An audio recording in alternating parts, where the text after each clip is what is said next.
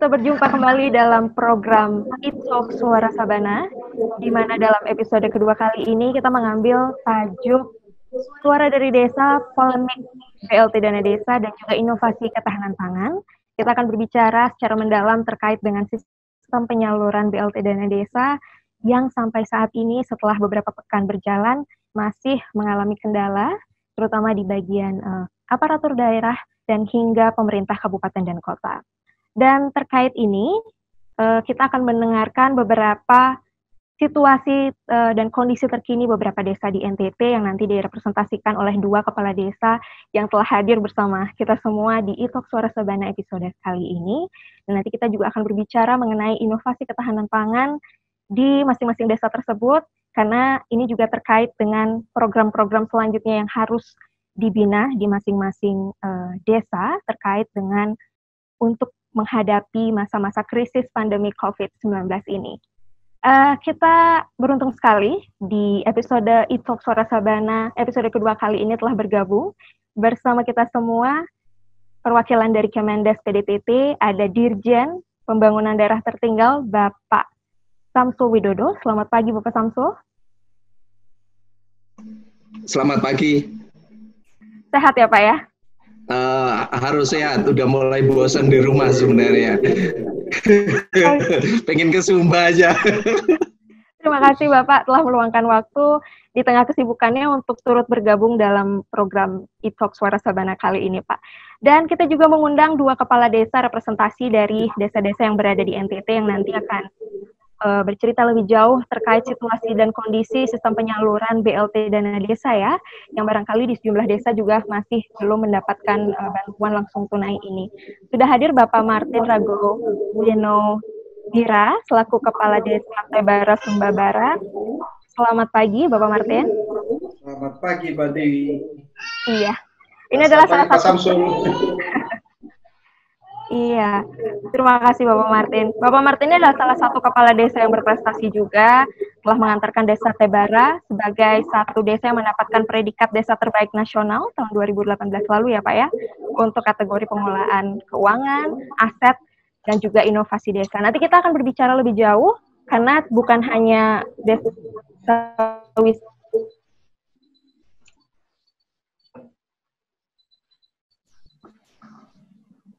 yang diupayakan oleh Bapaknya Agung desa tempat. Selanjutnya kita akan menyapa satu kepala desa lagi. Ada Kak Nando Watu, Kepala Desa Detu Soko Barat, Ende Flores. Selamat pagi Kak Nando. Selamat pagi Pak Samsul, Pak Billy, dan selamat pagi. Secara teman. Ini saya sapa Kak karena terbilang cukup muda ya sebagai kepala. Yes. Saya sudah ngopi di warungnya. Oke. Iya, tapi di usia muda ini pasti ada beberapa gebrakan inovatif juga yang sebenarnya telah dilakukan oleh Kak Nando sebagai kepala desa gitu. Terbukti ada satu program yang berjalan cukup baik juga Kak ya, dengan Detu Soko Barat sebagai penyangga Kelimutu, kemudian ada program Ekoturism, Detu Soko Ekoturism yang telah berjalan dengan cukup baik juga, dan ini barangkali nanti juga akan menurun jadi program ketahanan pangan dengan pertanian agrikultur atau hortikultur yang Kakak canangkan juga di Detu Soko Barat. Nanti kita akan mendengar cerita lebih jauh dari Tebara maupun Detu Soko Barat, tapi sebelumnya kita akan mendengarkan kata pengantar dari CEO Sumba TV Kak Herman Umbubili yang juga telah bergabung bersama kita pada pagi hari ini terkait dengan episode kedua Italk Suara Sabana hari ini. Silakan Kak Umbu. Baik, terima kasih host kita, Siswan Dewi.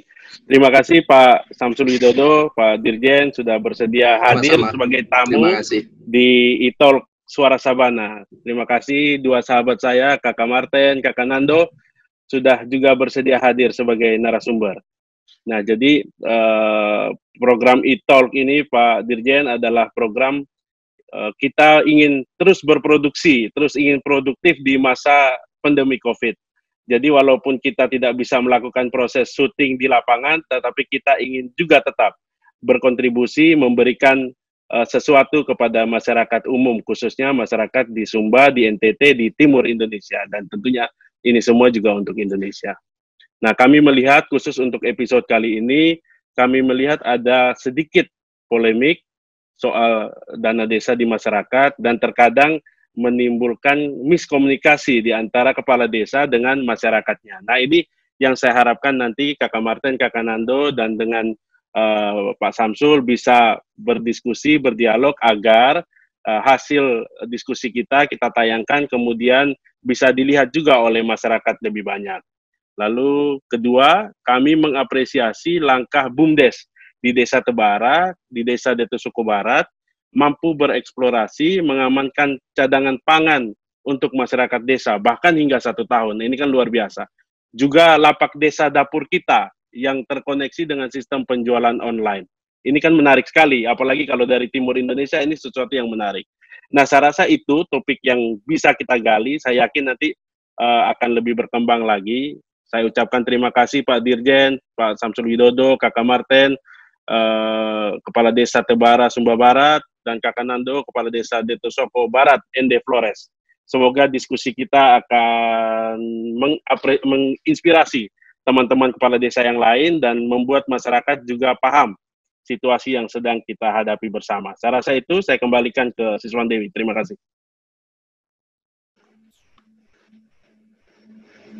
Baik, terima kasih Kak Umu Billy.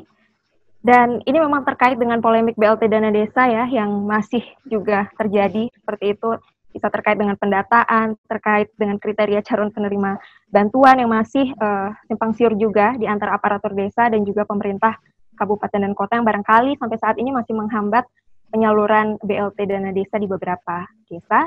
Dan untuk episode kali ini kita memang secara spesifik mengangkat situasi dan kondisi desa-desa yang berada di NTT. Dan untuk itu barangkali pertama kita akan mendengarkan terlebih dahulu dari Kanando Watu ya. Seperti apa situasi dan kondisi sistem penyaluran BLT Dana Desa di Detu Suku Barat, Kak. Silakan.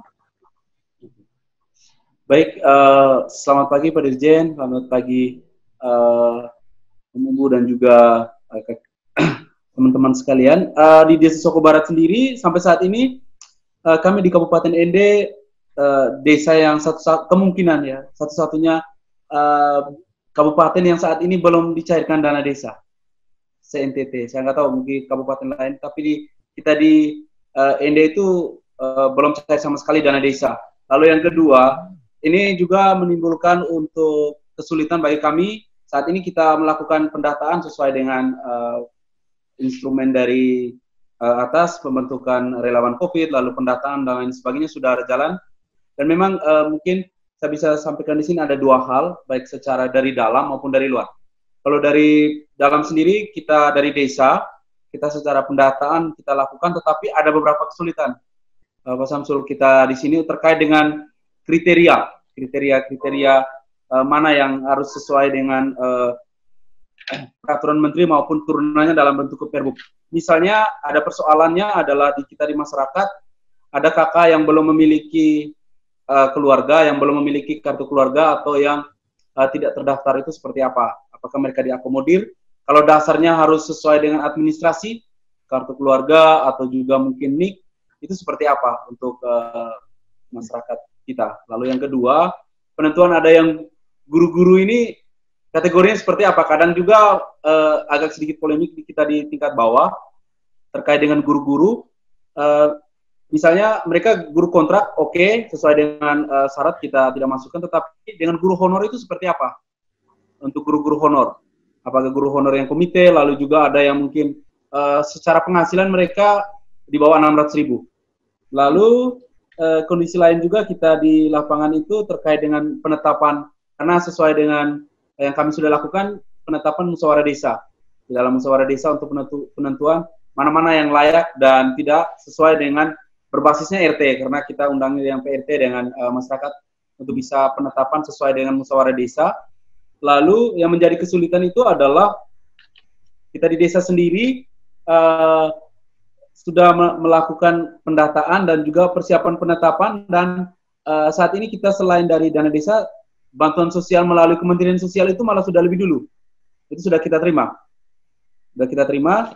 Lalu yang berikut, di desaku itu sendiri ada 210 kakak yang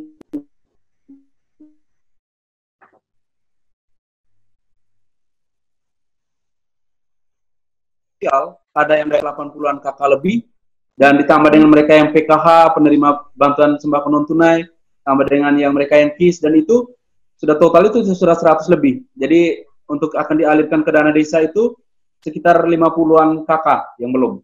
Ini yang mungkin dari dana desa.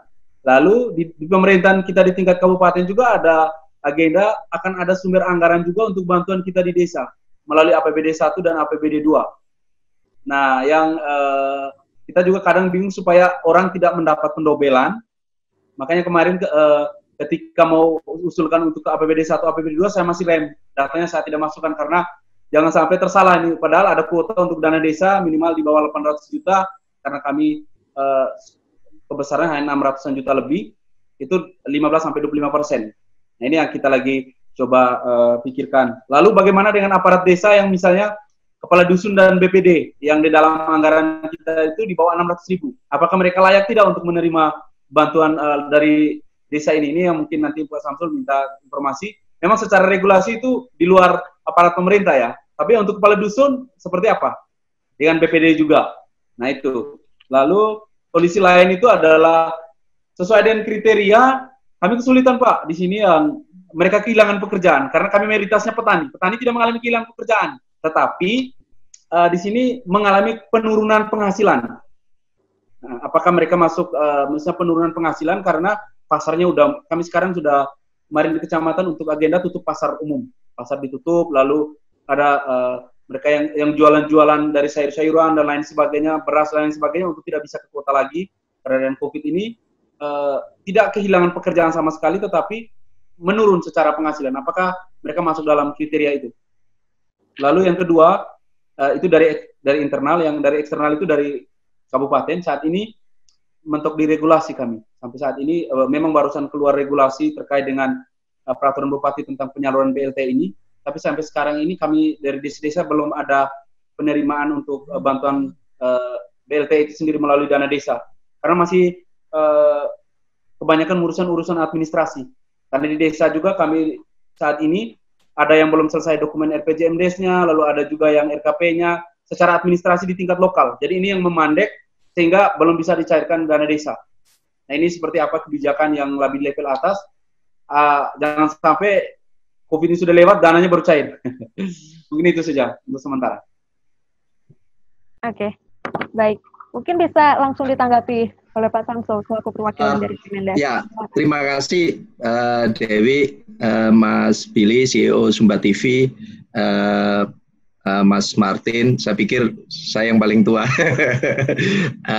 Mas Nando, dan seluruh pemirsa Sumba TV dimanapun berada.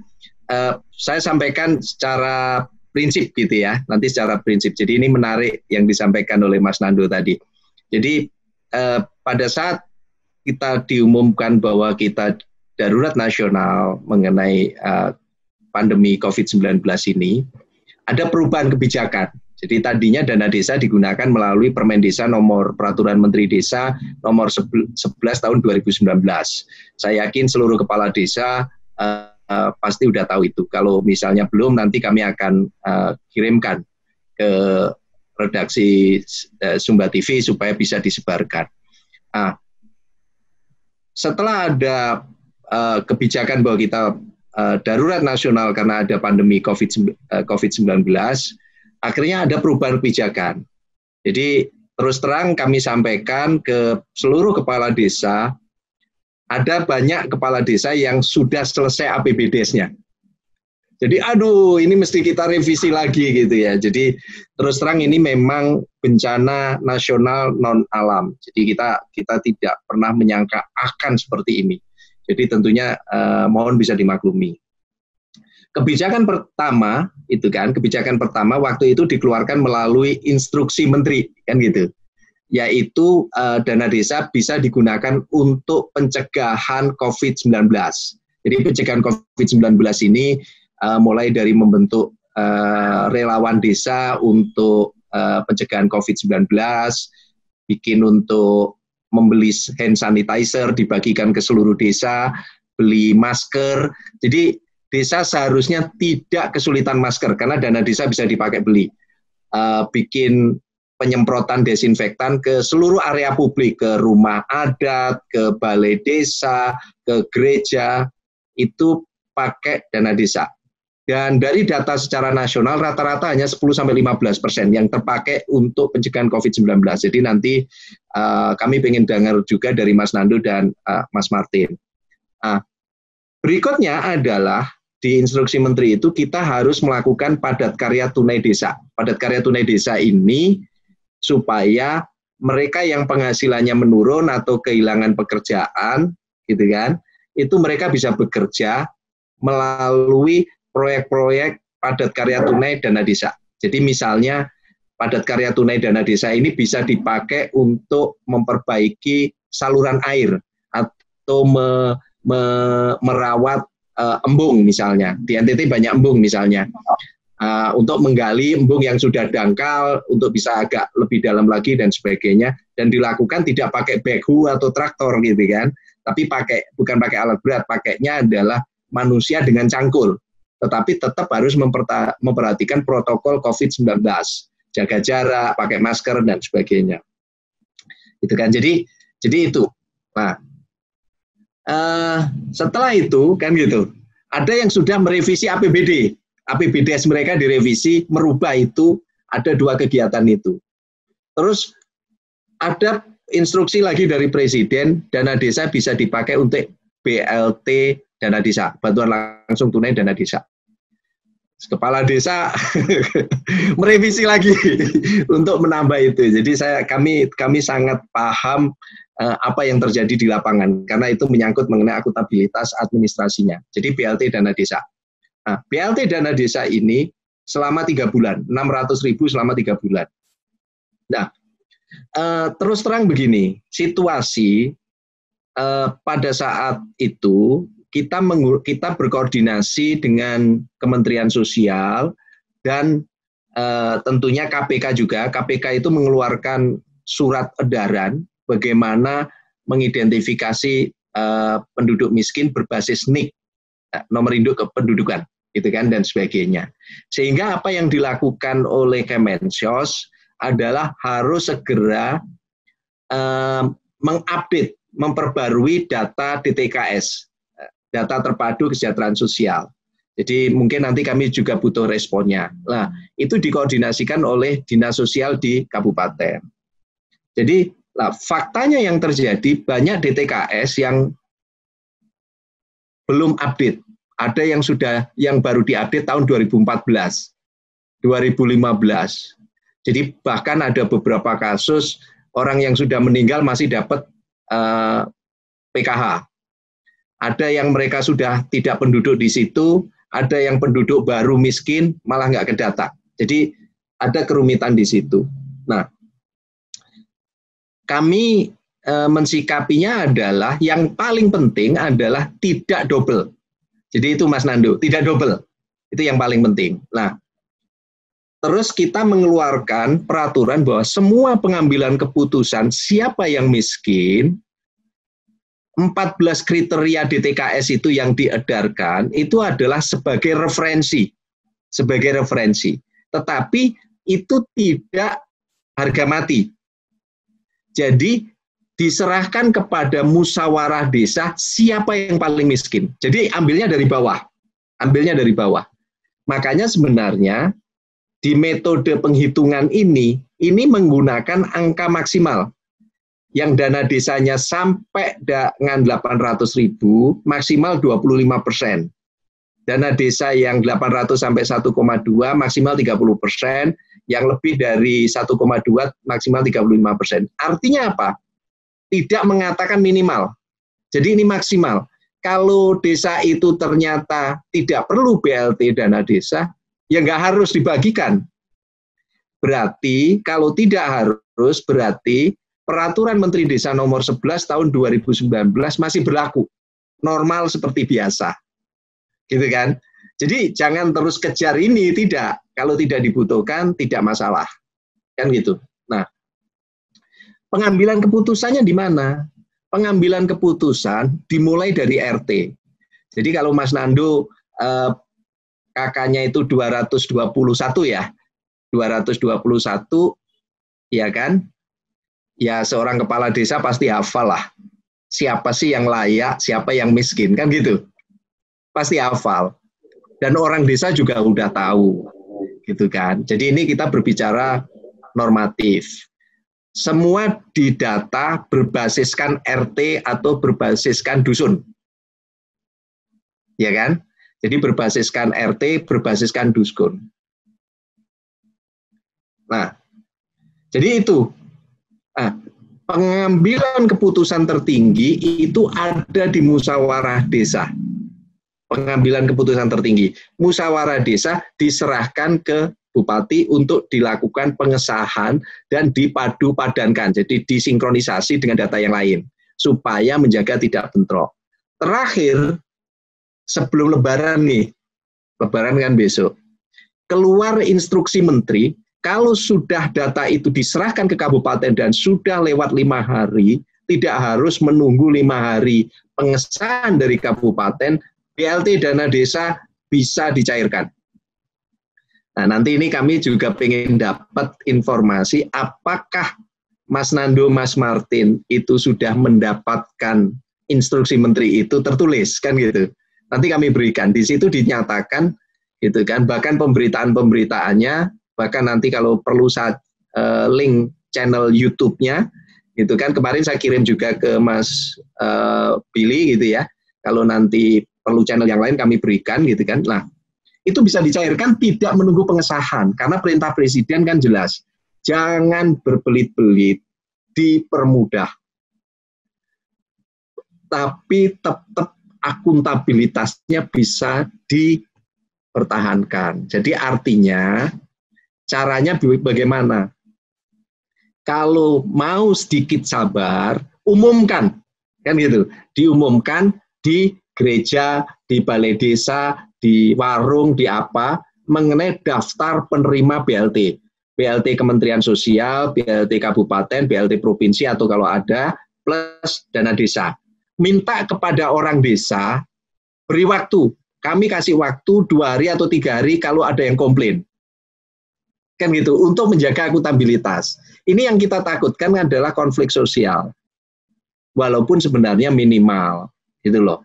Nah, kalau ini proses melalui ya kepala dusun ataupun RT ya udah tahu lah siapa yang miskin. Nah, terus bagaimana dengan NIK? Asal alamatnya jelas, ya kan? Alamatnya jelas, keluarganya jelas, itu bisa mendapatkan tanpa harus punya NIK. Karena NIK ini persoalan tersendiri gitu loh. Jadi itu bisa mendapatkan. Jadi misalnya begini, ada orang dari Tebara yang dia tadinya merantau di Jakarta, ya kan? Di Jakarta nggak punya pekerjaan, daripada menjadi gelandangan, dia pulang ke desa. Boleh nggak dia dapat? Dia boleh dapat. Diurutkan paling menderita. Bahkan sebenarnya dana desa itu diletakkan di musyawarah desa untuk mengambil keputusan, tapi tetap pengambilan keputusan ini dengan niat baik. Jadi bukan niat jelek, niat baik. Jadi kalau misalnya nanti ada orang datang, gitu kan, mereka yang tadinya tenaga kerja di Malaysia, dia pulang karena memang di sana sudah tidak ada pekerjaan lagi, terus mereka harus karantina, siapa yang harus ngasih makan? Dana desa bisa dipakai untuk menyediakan makan mereka. Termasuk kalau misalnya mereka harus dikarantina mandiri 14 hari, terus di desa itu ada sekolahan ataupun PAUD atau mau balai desa di-SCAT, dibuat bilik-bilik, bisa pakai dana desa. Jadi sebenarnya ini persepsi kami, bukan persepsi, ini yang dinyatakan oleh Pak Menteri kan gitu. Nanti di desa responnya seperti apa gitu kan. Jadi jangan sampai, pokoknya akuntabilitasnya ada di level itu. Jadi bagaimana dengan, jadi gini, kalau dilihat dari sisi guru, dilihat dari sisi kepala dusun, gitu kan, tidak mudah gitu ya Mas Nando, saya paham betul. Tetapi kan sebenarnya letakkan itu di musyawarah desa untuk mengambil keputusan. Jadi hal-hal khusus seperti itu diberi penjelasan, dibuatkan berita acara. Dan harus ada buktinya, kan gitu. Nah, sekarang misalnya, ini kalau kita mau jujur, mereka yang kerja di Malaysia menjadi tenaga kerja, itu kan lumayan penghasilan mereka daripada petani di Tebara ataupun petani di desa di Mas Nando, kan gitu. Mereka balik saja mereka masih bisa dapat BLT kok.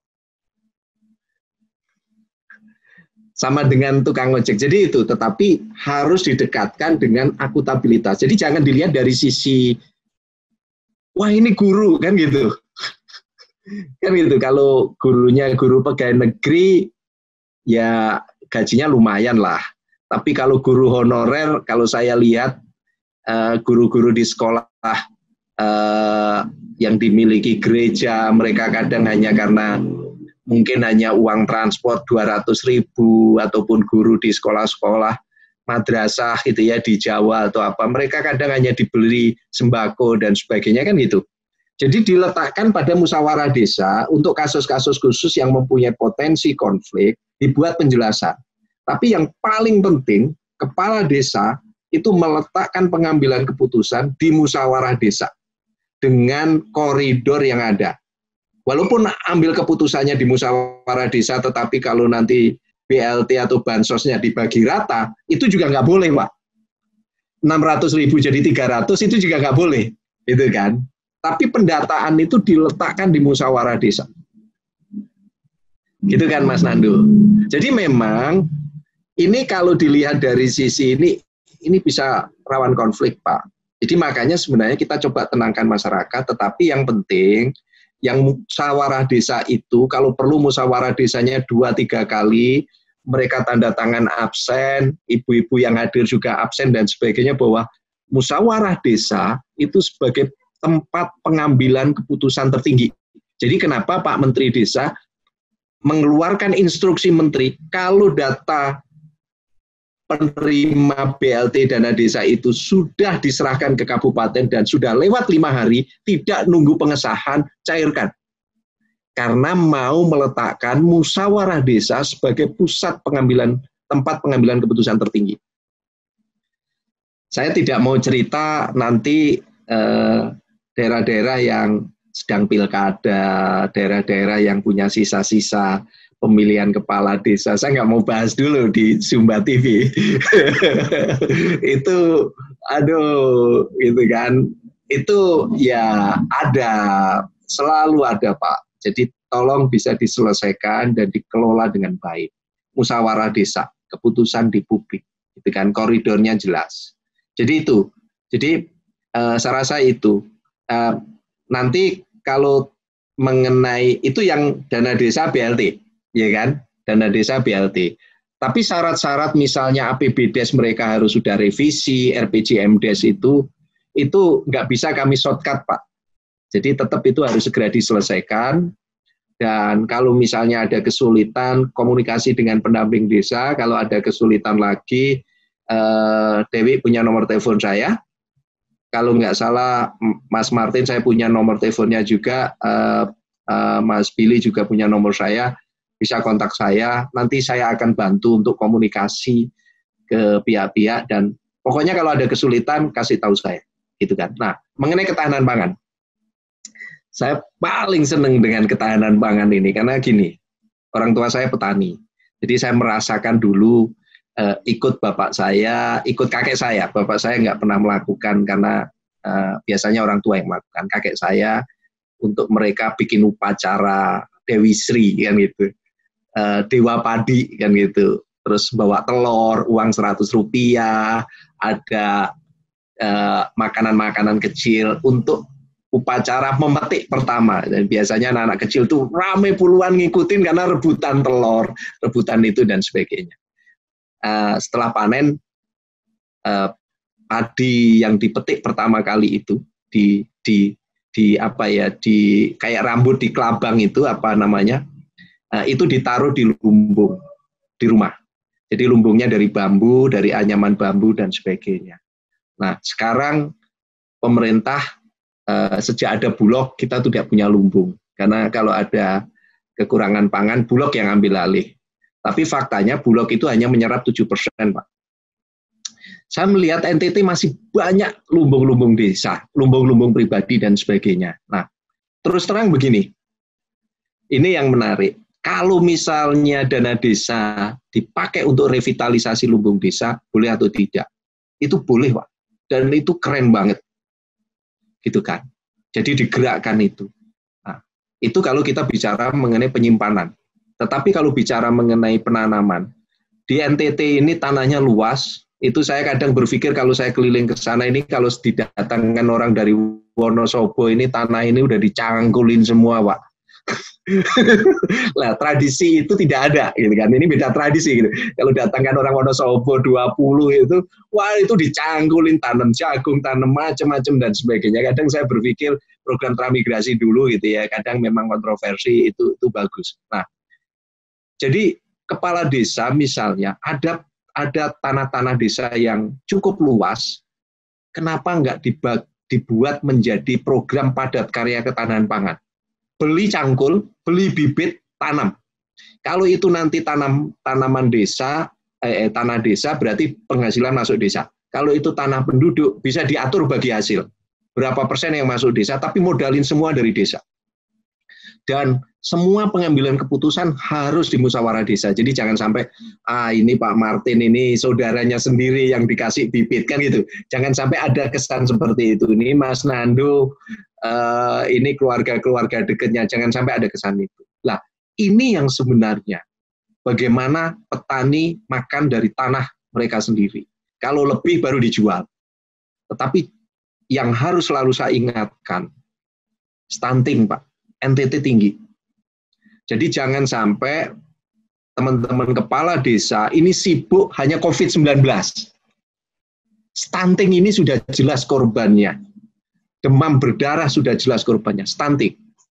Misalnya begini, saya belum ke desa Tembara, jadi saya tidak tahu persis profilnya. Ada di situ peternakan ayam, gitu kan?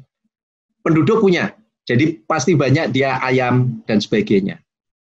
Bagaimana dana desa? Beli ayam mereka, Pak. Kalau mereka punya kolam ikan, beli ikan dari mereka, bagikan ke penduduk-penduduk yang kira-kira punya potensi stunting. Pakai dana desa. Dan itu boleh. Jadi misalnya anak-anak itu ada program anak NTT harus makan ikan atau ayam atau telur sehari 1. Itu kan. Jadi apakah nanti di sekolah dasar, apakah di PAUD atau apa, jangan sampai nanti di rumah terus telurnya bapaknya yang makan. Atau di Flores banyak menghasilkan madu, beli madu dari mereka, dari masyarakat sendiri, bagikan. Tapi perlu diingat, konsultasi dengan ahli gizi, katanya kalau anak kecil ada ukurannya untuk minum madu. Misalnya saya lihat di Lembata menghasilkan ikan teri. Kenapa nggak kerjasama antar desa? Mas Billy bisa bantu untuk komunikasi antar desa. Mereka punya apa? Beli, bagikan ke penduduk miskin. Tapi atas nama stunting. Ibu hamil, anak bayi yang belum berumur 2 tahun, kasih makan telur, Pak. Kasih makan telur. Saya sudah ke Lamalera, Pak. Saya duduk di situ di rumah adat, kan ada rumah adat di situ, karena kebetulan saya diantar Pak Asisten Daerah ketemu, gitu kan, itu keluarganya. Saya melihat rumahnya di depan pantai yang tempat nangkap paus itu, tokoh nasional, Pak Goris Craft kalau nggak salah. Saya merenung, Pak, dengan kondisi seperti itu, ya tahu dari Lembata ke Lamalera saya berangkat jam 5 pagi. Itu kok ada orang pinter begini apa? Rahasianya adalah mereka minum minyak ikan paus. Walaupun saya disuguhin ikan paus, saya disuguhin ikan lumba-lumba, saya nggak bisa makan, Pak. Jadi saya nggak tega. Jadi saya bilang, aduh nggak bisa nelen. Jadi saya makan nasi jagung dan daun kelor, sayur kelor gitu. Jadi saya nggak bisa makan, Pak. Jadi walaupun saya, aduh, dan kebetulan ada paus waktu itu ditangkap. Jadi saya berangkat ke sana, habis itu saya ke Pasar Doni, pasar yang barter itu. Waduh, saya menikmati, gitu kan. Saya kena GKO, lihat tinju tradisional juga dan sebagainya, saya menikmati. Nah, jadi ini yang jangan dilupakan Posyandu, Mas Martin, Mas Nandu, dan seluruh kepala desa. Karena apa? Sumba, NTT, ini jangan sampai kita 15 tahun lagi kita ketemu anak-anak stunting yang mereka otaknya hanya mampu tumbuh sampai SMP.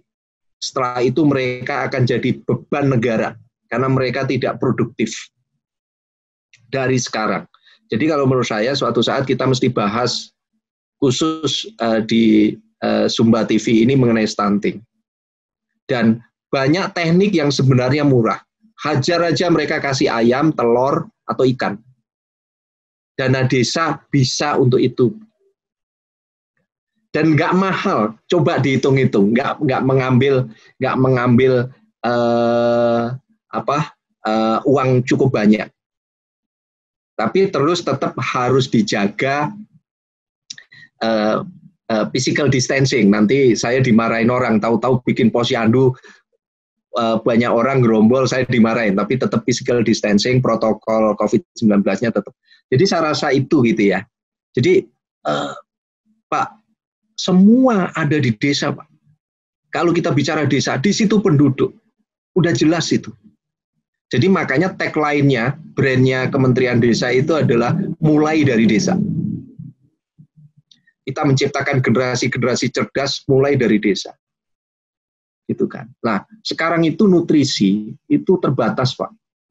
Anak-anak itu makan, itu adalah mereka yang dijual di warung. Kita kecil dulu nggak begini. Saya yakin Mas Billy waktu kecil itu ke sawah, ada keong, ya, dibakar kan gitu. Itu yang membuat Mas Billy punya ide membuat Sumba TV kan. Jangan-jangan itu memang nutrisinya dulu dari keong sawah. Sama saya juga begitu gitu kan, nangkep burung pipit gitu kan, bakar gitu kan. Jambu tetangga yang belum masak pun dia ambil, jeruk tetangga itu kan. Sekarang kan tidak bisa, semuanya serba formal. Jadi hampir sama, makanan itu menjadi sumbernya hanya yang dijual di warung atau yang dijual di pasar, yang dijual di toko. Jadi tidak ada lagi kreativitas dari anak-anak itu karena mereka memang beda generasi. Saya rasa itu Dewi, Mas Billy, Mas Martin, Mas Nandu gitu kan. Saya rasa saya sudah cukup banyak gitu kan menyampaikan dan meletakkan pada filosofinya gitu kan. Nah, administrasi disesuaikan, jadi saya nggak mau bicara detail administrasi, soal perubahan-perubahan, bikin pusing kepala desa, ini darurat nasional, dan situasi juga berubah setiap saat. Tapi kalau misalnya BLT, enggak, BLT kami karena memang nggak ada orang miskin, minimal nggak ada masalah. Kalau lebih pun sebenarnya boleh, tetapi itu harus izin ke kabupaten. Jadi kalau melebihi dari prosentase itu boleh, tapi izin ke kabupaten. Dan jangan konflik, jangan double. Jadi saya rasa itu. Jadi saya kembalikan ke Dewi. Terima kasih. Terima kasih Bapak Samsul atas penjelasannya terkait tadi pertanyaan dari Ditu Suku Barat ya, mengenai seperti apa kendala-kendala administrasi yang dialami oleh Kades dan aparatur desa di sana. Tadi sudah dijelaskan kembali dari awal oleh Bapak Samsul Widodo terkait dengan kebijakan yang memang telah ditentukan oleh Kementerian Desa. Jadi memang keputusannya diharapkan didapatkan dari forum tertinggi yaitu musyawarah desa, disesuaikan dengan situasi dan kondisi ataupun pendataan terkini di masing-masing desa itu. Dan sebenarnya Kak Nandu sendiri dan Bapak Martin kan sudah melalui musyawarah desa khusus itu ya terkait dengan BLT penyaluran dana desa ini. Kalau saya ingin mendengar sedikit mungkin selain dari penjelasan Pak Samsul tadi, Bapak Martin mungkin dari Desa Tebara apakah ada hal lain Pak yang sebenarnya menjadi kendala dan ingin disampaikan langsung kepada Bapak Samsul Widodo? Silakan Pak Martin. Baik, terima kasih Mbak Dewi. Ya, selamat Pak Samsul, Bu Billy, Pak Kades Detusoko, Pak Nando. Ya, saya kira pertanyaan Pak Kades Detusoko tadi, Pak Nando tadi itu memang mewakili teman-teman kepala desa kita. Jadi kebanyakan memang surat edaran, juknis dari kementerian sudah ada Pak Samsul, hanya kadang-kala ini mereka takut menafsirkan Pak. Jadi sudah sering diperiksa Pak, jadi takut menafsirkan, maunya yang pasti. Jadi saya kira itu penyampaian Pak Kades Detusoko tadi itu mewakili teman-teman kita yang mungkin paham. Nah, Pak Dewi, kalau saya lihat memang seperti di Tebara, jadi sebenarnya bukan yang dana desa tadi, BLT yang sudah dibagi, baru BLT pusat. Jadi hari ini Sumba Barat itu baru membagikan BLT pusat, sedangkan BLT dana desanya kita sudah selesai verifikasi, sudah selesai musyawarah desanya. Nah, saya datanya untuk pusat itu ada 84 PKK. Itu saya kira pagu anggarannya untuk 3 bulan itu 151.200.000. Kemudian itu yang BLT Kementerian Sosial ya, Mas Martin? Kementerian Sosial Pak. Oke. Ya, yang kemudian yang APBD 1 dan APBD 2 itu ada 177 KK. Itu jumlah pagu anggarannya 318.600.000 rupiah untuk selama 3 bulan. Kemudian hasil musyawarah desa kami, dana desa itu 2020 kami menganggarkan untuk 65 KK saja, karena sudah terserap di Kemensos tadi, jadi 117 juta pagu anggarannya. Nah, mengapa kami berkoordinasi dengan dinas sosial? Karena ini akan mengurangi penggunaan dana desa yang tentunya tadi menurut petunjuk Bapak Samsul tadi bisa untuk digunakan di bidang PKT yang banyak membantu masyarakat kita, termasuk masalah stunting dan kehilangan pekerjaan tadi. Nah, total kami yang mendapatkan bantuan ini dari Kemensos, Provinsi, dan dana desa itu ada 326 KK dengan jumlah pagu anggaran 586.800.000. Saya kira ini masyarakat perlu tahu jumlah, sehingga mereka tahu bahwa ini bukan sekedar program-program saja atau jor-joran saja, sehingga mereka paham bahwa betul-betul pendataan ini melalui proses yang akuntabel tadi. Nah, seperti apa yang disampaikan Pak Nando tadi, saya kira di Tebara juga masalahnya sama. Masalahnya sama seperti yang Pak Samsul bilang tadi. Kita bukan kehilangan pekerjaan, karena memang di musim kemarau kita kehilangan pekerjaan Pak di Sumba. Karena sawahnya tak ada hujan Pak, jadi musim kemarau kehilangan pekerjaan. Jadi kerjaan barunya ini Pak, main kartu jadinya. Nah ini mungkin yang kata Pak Samsul tadi, perlu mendatangkan orang Wonosobo. Saya kira perlu Pak, supaya memotivasi orang-orang di Sumba. Jadi ini yang kemudian saya kira masalah di desa, bahwa ada orang yang sebenarnya mampu terus kemudian memampukan diri gitu. Jadi seperti mau jadi miskin Pak gitu, gak mau dia jadi kaya Pak gitu. Tapi kalau walaupun sebenarnya aslinya juga nganggur sebenarnya begitu Pak. Jadi kalau yang miskin Pak dalam kebiasaan sehari-hari nggak mau dibilang miskin Pak, tapi kalau terima bantuan mau dibilang miskin gitu, Pak. Nah ini masalahnya Pak, mental masyarakat kita. Jadi saya setuju dengan Pak Billy tadi, SDM-nya kita memang yang harus banyak dirubah tadi.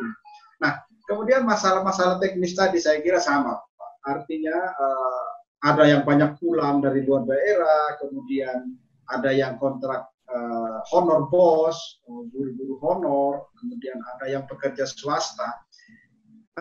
Kalau kami di Sumba Barat itu menggunakan peraturan bupati, jadi yang kontrak daerah itu pasti tidak terima, karena dia sudah di atas UMR. Jadi pasti tidak terima, tidak boleh apabila salah satu anggota keluarganya adalah yang kontrak penerima PKH atau penerima bantuan pangan non tunai. Tidak boleh. Tetapi kemudian kami didampingi oleh Inspektorat Kabupaten menjelaskan kepada kami bahwa jika ada dalam rumah itu yang anaknya kontrak daerah atau dia PNS, tetapi ada orang tua yang kemudian sakitnya menahun, kemudian kronis. Nah, mereka memberi gambaran kepada kami bahwa mereka boleh menerima karena untuk keperluan sakit yang si lansia tadi ini dia butuh biaya. Jadi mungkin ini tadi yang mungkin Pak Samsul bisa juga elaborasi kami untuk kami minta pencerahannya. Nah, berikutnya untuk hal-hal lain Bapak, saya kira apa yang sudah kami hasilkan itu sudah melalui proses yang sangat step by step. Jadi kami betul-betul berasal dari bawah, dari RT, dari kemudian masuk ke kepala dusun, kemudian masuk ke musyawarah desa kami. Ini melalui proses yang sangat memang akuntabel. Jadi tidak ada memang karangannya ini maunya kepala desa, oh ini keluarganya yang harus kena. Malah sebenarnya banyak keluarga yang mampu, mereka itu sudah terima, yang tidak mampu, mereka sudah terima PKH dan bantuan pangan untuk, jadi tidak bisa terima, jadi harus fair kan gitu. Nah banyak masyarakat memang Pak, kalau soal suara miring seperti kata Pak Samsul, saya kira memang pasti ada Pak, tapi ya kalau semua didengarkan sakit kepala gitu Pak. Jadi tidak positif, padahal ini pandemi ini membutuhkan kita ini imunnya kuat Pak, jadi jangan kalah dengan keadaan stres kan gitu. Nah berikutnya Pak, saya kira untuk PLT ini tidak terlalu menjadi masalah yang besar apabila memang proses pendataan kita sudah melalui proses yang akuntabel tadi ya, betul-betul RT dan kepala dusun ini yang tahu masyarakatnya. Bahkan kepala desa kita juga seperti kata Bapak tadi hafal masyarakat itu mana sih yang betul-betul, kan nggak perlu nanya Pak, itu miskin nggak kan begitu, kalau nanya gitu kan tersinggung Pak gitu. Jadi mungkin kita cukup saja duduk di rumah saja tahu Pak, oh ini sawahnya sekian hektar, ini setengah hektar sawahnya, ini kebunnya sekian, penghasilannya sekian. Nah sudah bisa kita tentukan berapa apakah dia layak masuk dalam calon penerima bantuan PLT. Saya kira itu untuk yang PLT-nya, untuk politiknya. Jadi tidak terlalu banyak karena Pak Nando tadi sudah menyampaikan masalah-masalah yang ada di desa. Saya mungkin lebih masuk kepada tadi yang Pak Samsul senang itu, ketahanan pangan. Nah, ketahanan pangan tadi itu. Jadi saya lebih berpikir bagaimana setelah orang ini dapat bantuan. Kalau soal dapat bantuan saya kira tidak repot Pak. Orang setelah terima uang itu sudah selesai. Tetapi bagaimana setelah mereka terima uang? Bagaimana setelah bulan Juni? Bagaimana jika pandemi COVID-19 yang kita doakan segera cepat berakhir? Siapa tahu akan berlanjut. Kita tidak berharap berlanjut. Tapi bila pandemi ini berlanjut, bagaimana kesiapan desa? Saya menyampaikan kepada Mbak Dewi waktu itu, saya diskusi singkat. Bagaimana jika di akhir-akhir tahun biasanya desa-desa ini sudah kehabisan dananya Pak, karena kejar anggaran habis. Kalau tidak silpa nanti begitu. Nah akhirnya mereka tidak siap dengan keadaan yang terjadi di akhir tahun biasanya, di akhir tahun anggaran. Apalagi Sumba Timur baru terkena dampak, sudah 7 orang positif di Sumba Timur. Dari NTT yang 0 Pak, dari NTT yang 0, zona hijau, sekarang sudah tinggi sekali, sudah di atas 70-an yang terkonfirmasi positif. Nah kemudian kami di Tebar kemudian memunculkan ide, mungkin seperti Pak Nando di Detu Sokot tadi dengan ide tadi itu dapur hidupnya, kafe dapur hidup, dan kemudian paket-paketnya yang dijual melalui media sosial tadi. Nah kami di Tebar lebih melihat seperti potensi di Tebar ini, di Sumba rata-rata masyarakat kita adalah petani Pak. Mereka petani sawah yang saya bilang tadi setengah tahun Pak pada hujan itu. Tetapi sudah setengah tahun ini kerjanya, mereka tidak pernah menikmati hasil panennya mereka sendiri karena selalu dijual ke kota Pak. Selalu dijual ke kota, kemudian dia makannya beras murah Pak. Ini lucu Pak. Jadi, ya, waktu musim hujan Pak, dia pintar pilih bibit. Nah, waktu musim hujan dia pintar pilih bibit Pak. Itu pilihnya yang bagus-bagus, di R64, Ciheran, ya Cigemis itu Pak. Tetapi ketika makan Pak, itu dia makannya beras murah Pak. Iya, dia makannya beras murah. Makanya stunting Pak. Makanya stunting ini salah satu efek stunting karena tidak ada lumbung desa Pak. Nah, jadi berdasarkan keadaan itu Pak, kami bersama teman-teman BUMDes IATQ, kami memunculkan gagasan, kami bangunlah lumbung desa yang waktu itu masih banyak orang takut bangun lumbung. Jadi kami membangun lumbung desa di tahun 2018 dengan anggaran 325 juta. Banyak menjadi polemik Pak. Itu dari dana desa? Dari dana desa Pak. Kami bangun lumbung desanya dari dana desa Pak. 320. Keren Pak, keren.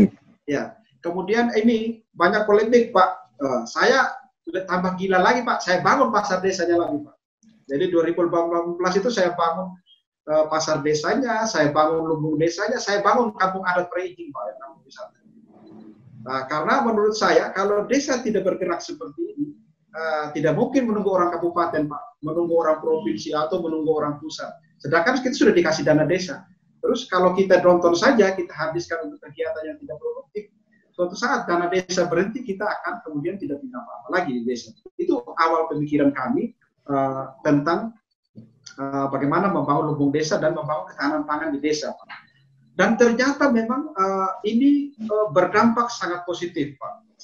Kami tidak pernah menduga bahwa akan terjadi pandemi COVID-19, Pak. Begitu. Hanya kami punya pikiran waktu itu, kok ini masyarakat yang punya sawah, kok makannya beras murah. Termasuk saya pernah makan beras murah, Pak. Saya jual padi juga, Pak. Untung sudah lewat masa ini, Pak. Jadi nggak stunting, Pak. Gitu. Aman lah, Pak. Ya, betul. Nah, jadi teknisnya, Pak, gudang kami tahun ini kami aktifkan karena memang kami membangun kemarin dari 2019 kami selesaikan. Nah, Pak, kami baru saja membeli hasil panen masyarakat. Itu di awal saja, Pak, masyarakat itu mau menjual sampai satu orang itu 40 karung. Gitu. 40 karung padi, Pak. Kami nggak beli berasnya, Pak. Kami beli padi sama gabahnya. Jadi gabah kering yang kami karena bisa disimpan. Karena bisa disimpan, Pak. Jadi kami bisa simpan dalam jangka waktu yang lama. Sehingga seperti perkiraan kami tadi, jika di masa-masa paceklik nanti pandemi ini masih berlanjut, kami sudah punya stok pangan, Pak. Nah, ini sekarang masyarakat kami ini berlomba-lomba, Pak, berlomba-lomba untuk menjual hasil panennya di desa. Harganya semakin terkontrol, Pak. Kalau enggak, ini tengkulaknya main harga terus, Pak. Pak Martin itu belinya dari dana desa? Kami beli dari BUMDes, Pak. Jadi kami banyakkan modal BUMDes yang mengoperasikan ya. Ya, kami hanya membangun gudang BUMDes, lumbung desanya, hanya membangun pasar desanya, hanya membangun pasar kampung wisatanya, yang menjalankan semua BUMDes, Pak. Begitu. Jadi operasionalnya semua BUMDes, marketingnya semua BUMDes. Ya, kami bantu-bantu marketing lah, Pak, kan kami juga masyarakat, Pak. Begitu. Ya, jadi hasilnya, Pak, sangat bagus. Masyarakat kita kemudian punya stok pangan yang dia tahu persis kualitas berasnya. Ya, kalau memang kita butuh makan, Pak, kita tinggal giling. Apalagi kita sudah punya giling keliling di desa, kan nggak perlu ke kota lagi, begitu. Jadi ide kami awalnya, Pak, bagaimana dana desa ini betul-betul berputar di desa sehingga ekonomi desa ini akan kemudian betul-betul terjaga. Jadi ketika terjadi seperti sekarang ini bencana alam, atau sekarang ini bencana darurat non alam ini, kita punya persediaan. Kita tidak bisa bilang bahwa kita akan aman terus, kan begitu. Ini kita terus bilang, ini kita bangunnya ini, bangun ini. Makanya dana desa kami 2020, Pak, setelah membangun di tahun sebelumnya membangun bangunan-bangunan produktif untuk BUMDes, kami tahun ini itu menganggarkan untuk bangun air, Pak. Kami tipe-tipe rumah di Sumba, kampung di Sumba itu kan di atas gunung, Pak. Nah, makanya kami tahun ini fokus ke menaikkan air bersih ke atas perkampungan-perkampungan itu, Pak. Kemudian juga menyediakan sumur-sumur yang berada di sawah, sumur gali saja, Pak, yang berada di sawah. Saya lihat di Jawa, Pak. Saya SMA-nya pernah di Wonogiri, Pak. Jadi tahu, Pak, keadaan di sana. Wonogiri kan daerahnya kering, Pak. Nah, itu di sana saya lihat orang di Jawa itu hanya punya sumur, kemudian pakai bambu tuh, Pak, dikasih batu, dikasih ember di ujungnya. Airnya ketarik, Pak. Itu dibuatkan saluran dari bambu tuh, siram aja airnya itu udah ke sawah, Pak, semua. Nah, kita kalau kalah sama akal, ya akan kalah dengan keadaan, apalagi sudah sawah tanda hujan kita.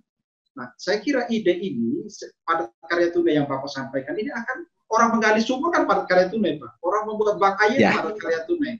Nah, kemudian apa yang mereka bangun ini akan sustainable, akan berkelanjutan. Artinya, mereka akan bisa tanam padi 2 kali, Pak, jadinya. Mereka akan bisa tanam sayur-sayuran, Pak. Mereka akan bisa tanam cabai, tanam tomat, semua. Nah, itu bisa kemudian BUMDesnya membeli seperti Pak Nando di Dutesoko dengan ekotourismnya nanti kan. Nah, ini kan kemudian akan membangun ekonomi yang bagus dan kesejahteraan masyarakatnya akan meningkat. Apalagi kalau BUMDes kami juga akan menyiapkan fasilitas simpan pinjam, Pak. Jadi mereka mengerjakan sawahnya, biasanya mereka gadai, Pak. Saya dapat idenya dari Kades Panggung Harjo, Pak, Pak Wahyu Dianggoro Hadi. Di Panggung Harjo ada penggadaian desa. Nah, traktor-traktornya digadai di desa, Pak. Saya kemudian pulang waktu habis studi banding itu mikir, wah ini bagus idenya gitu. Ya sudah, saya bilang di sini masyarakatnya gade aja sawahnya ke BUMDes, Pak. Tapi sawahnya jangan dibawa ke BUMDes, saya bilang. Sawahnya tetap dikerjakan pemiliknya gitu, Pak. Nah, dia bayarnya BUMDes yang modalin, BUMDes yang modalin. BUMDes yang modalin, dia angsurnya pakai padi, Pak, pakai gabah kering, dibawa ke gudang BUMDes. Jadi dia ekonomi keluarganya terjaga makannya. Tetapi kemudian desa juga kemudian bisa betul-betul membantu masyarakatnya yang produktif ini. Nah, kita tidak bisa beralasan. Saya tahu keadaan ND juga, Pak. ND itu tidak ada sawahnya, jarang sawahnya. Karena saya lulus di ND SMA-nya juga, Pak. Jadi ini kita betul-betul kan, saya kira Pak Kades Nando betul-betul kreatif bagaimana memanfaatkan keadaan Detu Soko dan Moni sekitarnya itu kan susah. Kan itu mungkin kalau ada sawahnya juga tidak banyak kan, tetapi airnya ada dari atas. Saya kira. Nah, tergantung bagaimana kita kreatif di masing-masing kepala desa. Mengapa kita harus seperti ini? Mengapa desa harus mandiri? Ya seperti ini, Pak. Saya kira ini hasil dari arahan Bapak. Bagaimana desa itu kemudian siap di saat-saat seperti sekarang ini, saat pandemi COVID-19 ini. Nah, kemudian Pak, ada hal yang unik Pak dari BUMDes kami. Jadi gedung kami Pak, gedung lumbung desa ini, lumbung desa sama pasar desa Pak, dibangun di tanah bukan milik desa Pak. Waktu itu polemik Pak. Saya dipanggil kejaksaan juga. Mengapa membangun aset desa di tanah bukan milik desa? Gitu. Nah betul Pak, saya bilang gitu. Memang aset desa tidak boleh dibangun di tanah bukan milik desa. Tetapi kan aset ada dua jenis, saya bilang. Ada aset produktif, ada aset yang tidak produktif. Kantor desa, PAUD, dan Posyandu saya kira tidak produktif. Produktif dalam hal lain, mungkin kantor desa dalam hal melayani masyarakat. Sedangkan PAUD dan Posyandu dalam hal memberi pelayanan kesehatan dan pendidikan. Tetapi yang saya masuk sini produktif dalam segi ekonomi. Nah, masyarakat kita kan di zaman sekarang, Pak, tidak mungkin menghibahkan tanah. Di Sumba tidak ada tanah bengkok, Pak, seperti di Jawa. Kalau kepala desa di Jawa kan ada tanah bengkok. Di Sumba tidak ada. Di NTT tidak ada. Nah, kemudian yang mau jual tanah sudah susah, Pak. Kalaupun ada, itu harganya mahal. Sedangkan membangun pasar desa dan lumbung desa ini kan butuh lokasi yang strategis. Kita hanya punya dua opsi, Pak. Opsi si pemilik lahan itu ikut saham dengan kita bagi hasil, atau kita menyewa. Tetapi kemudian opsi bagi saham itu, bagi hasil atau saham itu kemudian merugikan si pemilik lahan, Pak. Apabila itu lahan produktif, contohnya sawah. Nah, kalau kita tidak ada untung, dia rugi, Pak. Kalau dia kerja sawah, dia bisa dapat hasil. Akhirnya kami memilih opsi menyewa. Kenapa? Karena menyewa ini harganya juga tidak terlalu di atas rata-rata. Contohnya, Pak, lahan pasar kami itu dia kalau kerjakan sawah dengan kualitas super hanya 12 karung. Kalau satu karungnya di musim panen itu 500.000. Ya kita asumsinya 6 juta dia setahun. Ya kami menyewa dia itu 5 juta per tahun. Kami sewa selama 25 tahun menggunakan akte notaris. Jadi kami sewa menggunakan akte notaris sehingga ada jelas perjanjian di situ jika bangunannya nanti desa tidak melanjutkan atau BUMDes tidak melanjutkan perjanjian sewanya. Kemudian saya ditanya, bagaimana dengan bangunannya? Apakah nanti menjadi milik si pemilik lahan ketika 25 tahun lagi desa tidak bermain? Saya bilang, aset itu kan ada aset menyusun. Tidak mungkin kita beli kendaraan hari ini yang baru, 25 tahun lagi tetap baru. Sama dengan bangunan, saya bilang, Pak. Saya kira 25 tahun lagi bangunan itu belum tentu keadaannya sama dengan sekarang. Tetapi analisa keuangan kami, analisa bisnis kami di BUMDes, bahwa pasar ini, pertama Pak, kami asumsikan ada 100 orang berjualan di pasar ini. Berarti satu hari itu jika retribusinya Rp2.000, satu bulan kami akan mendapatkan penghasilan Rp6 juta. Kemudian ada lapak kami 12 lapak di pasar itu. Itu kami menyewakan 500.000. Satu bulan ada 6 juta juga. Jadi ada 12 juta pasar desa ini sebulan. Satu tahun ada 144 juta. Kita potong operasional gaji pegawai. Sudah menyerap pekerja juga nih Pak. Sudah menyerap anak-anak muda di desa juga Pak. Jadi pegawai retribusinya, kebersihannya, keamanannya, semua sudah menyerap. Kami punya penghasilan bersih 100 juta per tahun. 10 tahun saja kami sudah memperoleh 1 miliar. Jika stabil seperti itu. Saya kira juga akan meningkat nantinya. Nah, 1 miliar biaya bangun kami berapa kan gitu. Itu tidak sampai 300 juta. Kemudian biaya sewa kami kan sudah kami hitung. sampai dengan 25 tahun hanya menghabiskan minimal 125 juta. Artinya BUMDes sudah untung dari segi analisa finansialnya, analisa keuangan, dari segi bisnisnya, perhitungan bisnisnya, dia sudah BEP, dia sudah return of investment di situ.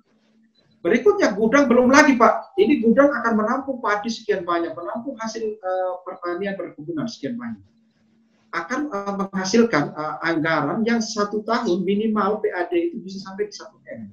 Paling tidak Desa Tebara sudah bisa masuk di desa-desa unicorn kan Pak, kan banggaan juga begitu. Iya. Nah, ini cara kita memotivasi desa-desa lain Pak. Saya kasih panas desa-desa lain, harus begitu. Tidak boleh desa itu tidak punya PADes. Jadi kami 2 tahun 2018 sampai 2019 PADes kami itu sudah di atas masih kecil sih Pak, di atas 50 juta lah begitu. Tapi tahun ini sudah di atas 100 juta PADes kami. Nah, diperluas Pak bisnis modelnya. Jadi saya nyela sedikit. Jadi misalnya begini, ada orang desa dia mau pasang listrik PLN, dia nggak punya uang, dia bisa kredit ke BUMDes. BUMDes yang membiayai semua, apakah nanti dibayar dengan padi, gitu kan? Ya. Jadi banyak peluang yang sebenarnya bisa dilakukan. Jadi tinggal bisnis modelnya aja, sehingga mereka akan punya listrik, nggak usah nunggu dulu nabung. Gitu kan? BUMDes yang mengerjakan itu, Pak. Betul. Saya dengar ide Pak Samsul itu waktu kita ketemu di Hotel Asli Pak, di RDI, kegiatannya ini. Oh iya, sorry. Ya, waktu itu kita berbicara listrik, jadi itu ide yang kami terapkan juga Pak. Tahun depan ide itu kami terapkan Pak. Jadi tahun depan Tebara itu harus bebas, orang yang tidak punya listrik semua harus punya listrik Pak. Jadi kegiatan produktifnya bisa berlanjut di malam hari juga, anak-anak belajarnya jadi bagus. Betul. Ya, mereka nanti bayar dengan hasil panen Pak. Panen Pak, dengan hasil panen. Atau dengan hasil kebun Pak. Nanti kan seperti Pak Nando itu kita yang kemas sayur-sayuran kan Pak gitu. Ya. Jadi nanti itu nanti saya carikan narasumber untuk supaya membantu bagaimana mengemas sayur Pak. Supaya siap. Paling tidak walaupun dari desa tapi kalau tampilannya bagus kan orang dijadikan di foto, dikirim lewat WhatsApp kan gitu. Ya, baik. Baik Pak. Ya. Kemudian Pak, hubungannya dengan stunting Pak, sedikit Pak, ini Mbak Dewi sedikit lagi Mbak Dewi, mohon maaf saya agak panjang. Stunting Pak, saya waktu lomba desa di NTT kemarin kemudian menyampaikan soal stunting. Pak Sekretaris Dinas itu bertanya kepada saya bagaimana cara mengatasi angka stunting yang sangat tinggi di NTT dan di Sumba juga ini tinggi Pak. Nah, saya lihat Pak, tadi itu salah satu alasannya karena makan beras murah pertama. Kedua Pak, tadi seperti kata Pak Samsul tidak mengusahakan seperti ayam dan ikan. Padahal itu ternak yang gampang sekali Pak. Makanya di desa kami ini sekarang lagi kita gencarkan buat kolam Pak. Tetapi saya duluan buat kolam Pak.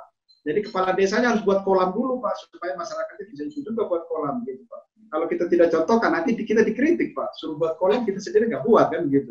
Nah, saya sampaikan itu Pak. Stunting ini kalau hanya lewat dana desa, kalau hanya lewat program Posyandu, PMT, dan PMT pemulihan itu, Pak, saya kira belum tentu juga akan mengatasi secara berkelanjutan. Karena biasa kita orang di NTT atau di Sumba, Pak, itu kalau sudah sembuh lupa, Pak. Nanti kembali lagi, makannya yang tidak bergizi. Nah, ini berhubungan dengan penghasilan, Pak. Mengapa kami tadi kemudian BUMDes membangun hal-hal produktif, Pak, hubung desa, pasar desa, dan kegiatan-kegiatan di pertanian dan perkebunan. Salah satu tujuan kami adalah orang tuanya harus berpenghasilan yang bagus, harus produktif orang tuanya, sehingga dia bisa menyediakan makanan yang bergizi untuk anaknya. Apalagi kalau dia bisa sediakan telur, ayam, dia sediakan tadi tahu, tempe, yang ikan, sehingga anaknya atau ibu hamilnya itu tidak terkena stunting. Ini salah satu ide kami supaya berkelanjutan. Jadi tidak boleh masyarakat kita ini penghasilannya itu tidak bisa menghasilkan sesuatu yang bergizi bagi keluarganya. Jadi harus betul-betul perhatikan keadaan keluarga. Tidak boleh hanya berharap dana desa, karena pemahaman masyarakat desa ini kan tentang itu yang seperti Pak Samsul bilang tadi, jangan-jangan nanti yang makan telurnya malah kadarnya, yang makan telurnya malah sekdesnya sama kepala desanya, kan? Yang sehat nanti begitu, kepala desanya Pak, begitu. Ya ini yang akan saya sampaikan, bagaimana lewat ke aktivitas BUMDes yang produktif tadi, masyarakat kita akan terbuka lapangan kerja, jadi tidak harus jadi PNS, tidak harus jadi kontrak daerah, jadi dia bisa kerja.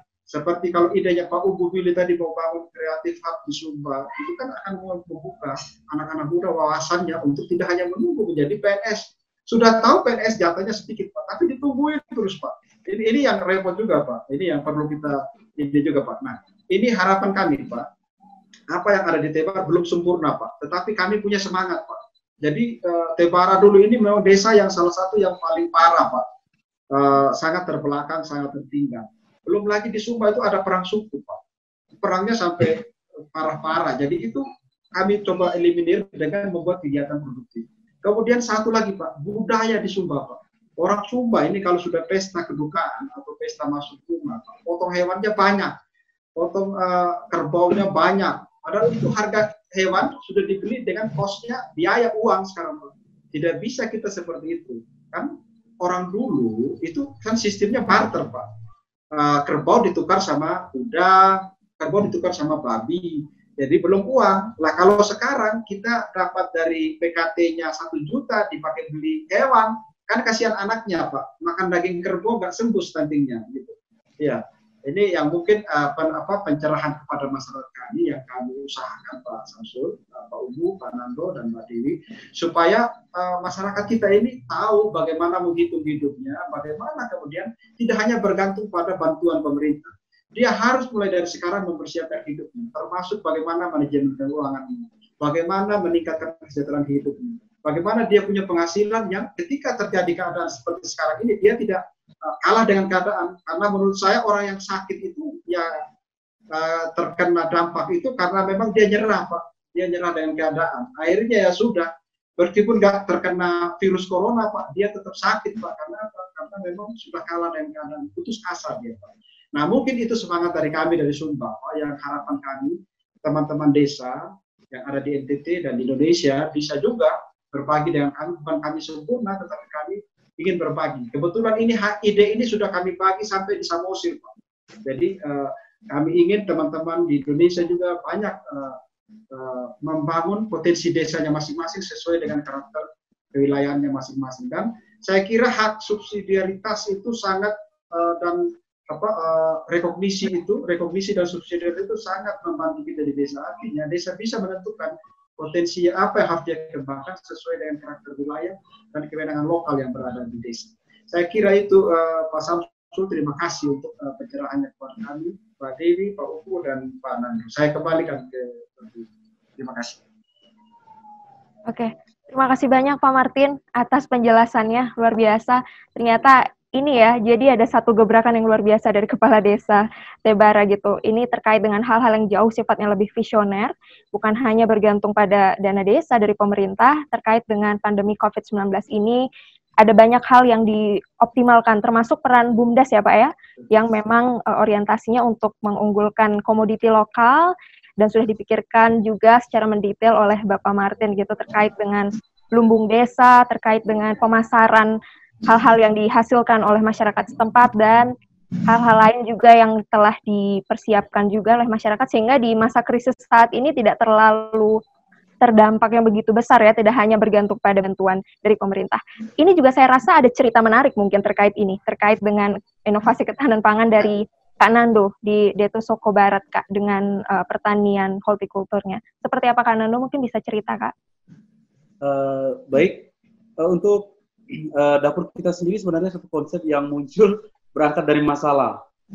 Jadi kami selalu melihat bagaimana masalah itu bisa kita carikan solusi bersama. Apalagi yang pertama sudah lockdown. Ada beberapa kabupaten kita yang dulunya selalu membeli sayur-sayuran dari kita, dari tempatnya kita, misalnya dari Maumere, dari Larantuka, itu sudah tertutup aksesnya tadi. Jadi sudah nggak menyerap lagi hasil-hasil pertanian untuk bisa terjual keluar. Lalu yang kedua juga pasar mingguan itu sudah diagendakan untuk tutup. Dengan adanya ini juga di ND juga sudah mulai agak sedikit para pembeli juga mulai tingkat kesadaran makin tinggi, orang sudah susah untuk pergi ke pasar. Nah, tapi mama ini kita coba fasilitasi membuat konsep dapur kita ini sebagai template yang berawal coba-coba dulu. Soal komplitnya seperti apa sih berbelakangan. kita berkolaborasi dengan Keuskupan Agung ND tanggap COVID-19 melalui gereja, dan kebetulan ada bekerja sama dengan desa, karena sebelumnya kita sudah buat di sini tempat karantina mandiri. Saya kolaborasi di desa dengan pastor paroki buat karantina mandiri untuk mereka yang ODP. Bahkan sebelum ND omong tentang zero terkait dengan yang masih awal-awal tentang COVID bulan Maret, saya sudah buat karantina mandiri menggunakan aula asrama putri yang tidak dipakai. Dan di situ memang karantina mandiri, dan mereka selama 14 hari memang di situ karena terjadi penolakan terhadap sama saudara kita yang datang dari luar, misalnya dari Bali, dari ini, khususnya juga anak-anak kita, karena pemahaman juga di masyarakat juga simpang siur tentang COVID ini seperti apa, saya rasa hal yang wajar. Tetapi kita mencoba mengalokasikan, dan akhirnya selama 14 hari mereka kita kolaborasi juga dengan kesehatan, selalu periksa, dan setelah itu bisa lolos dari situ. Dan konsep tentang dapur kita sendiri, kami mengakomodir pertama sayur-sayuran yang di sekitar desa saja melalui jalur BUMDes. Mama-mama kita yang ada di sekitar desa kita yang misalnya terung, lalu ada serai, lombok, dan kebutuhan-kebutuhan tanaman hortikultura. Namun dalam perjalanan malah berkembang. Ada desa-desa lain juga yang runut ke BUMDesnya kita. Dan selama kurang lebih sebulan ini, ada sekitar 7-8 desa yang sudah siap bergabung untuk support materialnya, maksudnya bahan-bahan yang sayur-sayurannya. Karena aku bukanya pasar online ini seminggu 3 kali. Seminggu 3 kali, dan responnya cukup baik karena memang kita pakai aplikasi web ya, berbasisnya itu. 1 kali omset itu biasanya kita lepasnya ada 2-3 jutaan untuk 1 kali pasar untuk jualan ke kota. Dan selama seminggu 3 kali, lalu kami berpikir karena di kecamatan tempat di mana saya tinggal juga menjadi pusat pasar di wilayah. Jadi beberapa kecamatan, salah satu di Desa Soko itu sebagai ini, dan kita sudah putuskan bersama untuk, karena ND makin tinggi angka COVID-nya, yang terserang COVID, jadi pasarnya ditutup. Solusinya kita buat lapak desa. Jadi kemarin dengan Pak Camat, dengan para kepala-kepala desa itu, karena kami berada di daerah sentral, kita inisiatif untuk beberapa desa membuat lapak desa, itu sebagai bagian dari bagaimana sayur-sayuran petani atau produksi mereka bisa pajangkan di situ. Mungkin mereka yang para pengendara dan sekian itu bisa membeli sayur-sayuran yang ada untuk kebutuhan harian dari lapak desa. Di Soko sendiri kami sudah buat lapak desa sendiri. Jadi untuk jangkauan untuk pasar online kita melalui dapur kita untuk mereka yang di kota, sedangkan yang tidak terjangkau kita siapkan melalui lapak desa itu sendiri untuk jualan sayur-sayuran lain yang ada. Lalu terkait dengan ini juga karena kami tidak bisa sendiri bergerak dengan kepikepan dengan gereja untuk bisa berkolaborasi bersama, dan ini untuk kebutuhan-kebutuhan harian yang ada dari kita ke supportnya ke kota.